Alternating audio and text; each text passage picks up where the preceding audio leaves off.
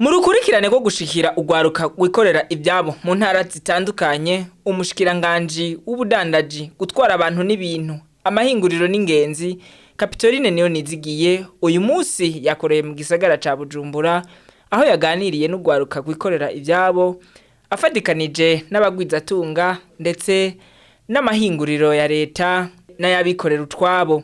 Tutibagiye n'amabanki amwamwe harimwo ibanki nkuru y'igihugu ndetse n'ibanki y'ugwaruka BIJ.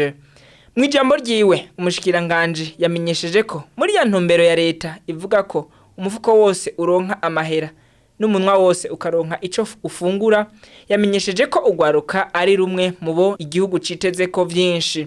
Gutyo akaruhamagarira kuja hamwe kugira ngo bakorere mu runani. Turi ngaha rero kugira ngo dushire mu ngiro ivyo leta nzeye leta nkozi yabemereye kwitazohengeshanya kubagendera no kubashigikira mu migambi yanyu y'iterambere hamwe no kubaba hafi mu bibazo muhura mu mirimo yanyu ya misi yose.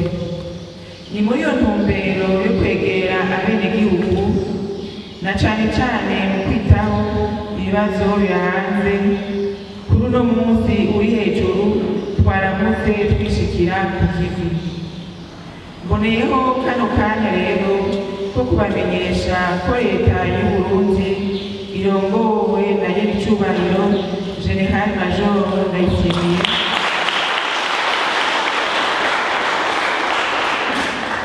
irajwe ishinga no gushira mu ngiro intumbero ya wa mugambi w'imyaka 10 w'iterambere ry'igihugu PND 2018-2027 yuko twokora ibishoboka byose kugira mu mwaka wa 2027 igihugu c'u Burundi ntikizobe kigarurwa mu bihugu bikenye. Nk'uko uwo mugambi ubisigura, ivyo tuzobishikako biciye mu kugwiza umwimbu, mu guhingura neza ivyo twirimira canke ivyo ducukura, mu kuzongerereza agaciro, mu kugwiza akazi no kuronsa umurundi wese ivyankenerwa bimufasha kubaho neza.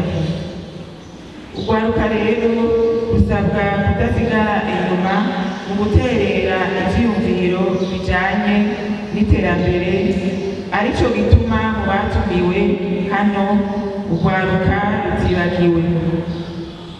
Mutumenyeshe rero ivyiyumviro mufite mu migambi yo bateza imbere, intambamyi muhura nazo muriko murarangura iyo migambi muba mwishinze, kugira natwe tuzoheze dutore inyishu y'ivyoba bibabera inzitizi.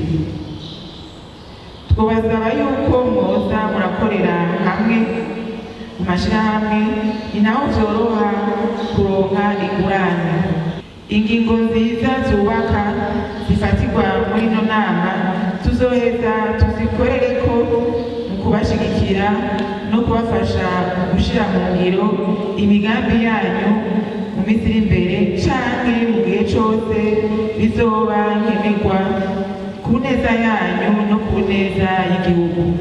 Mu bibazo vyabajijwe n'ugwaruka rutandukanye mu byo bagarutseko harimwo uburyo umuntu ashaka gukora urudandazwa rwo hanze inzira yocamwo kugira ngo ashobore kubishikako. Kurikirana Consolata Sibomana n'umuyobozi ajejwe ibijanye n'urudandazwa rwo hanze. Intambwe ya mbere ko bamaze kwimbura ubarondera isoko, nuko ubufise isoko.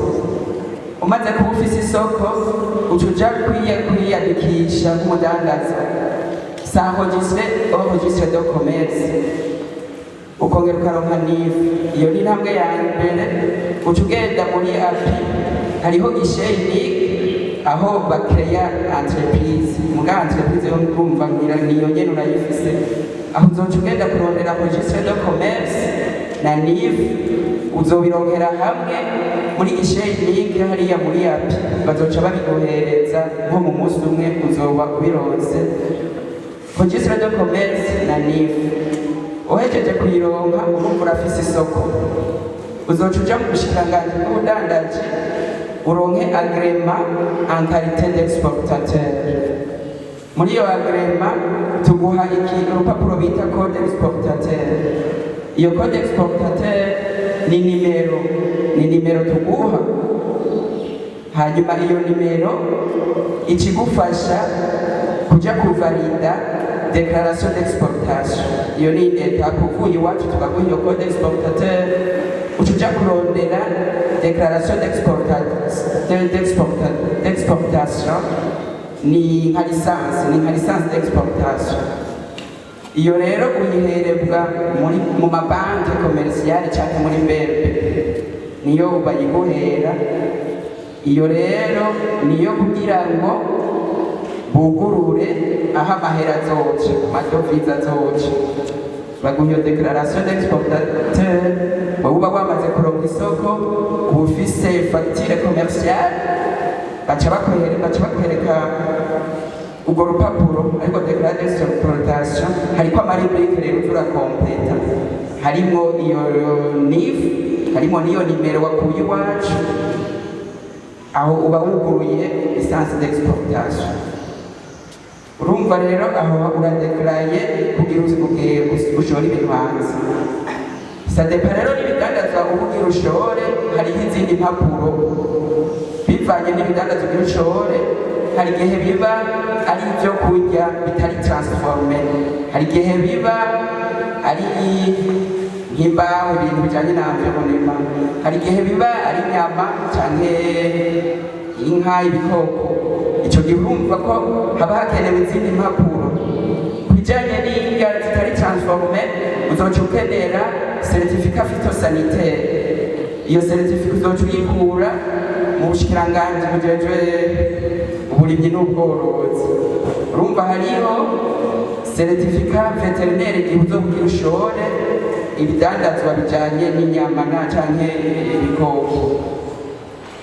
Aho rero muri ubwo bushikiranganji hari igihe bazoca bagusaba permis d'importation ivuye kwa wa mukiriya wawe, barabe neza yuko ico gihugu ivyo bidandazwa vyawe bigikeneye, kugira ntibizogende byashika kuri frontiere batangure kubisesa bati ibi ntabyo twasavye, bati ntibikwije n'amategeko.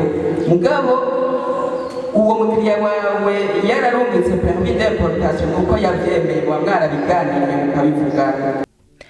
Nayo mu gihe hari ugwaruka rwidoga ko barutwara imigambi yabo, Deo Niyungeko, umuyobozi ajejwe igisata kijejwe gucungera n'itunga mvabwenge, asaba ukugwaruka gukingiza ivyo rukora, narirya umugambi wegukira watanguye kuwukingiza ubwa mbere.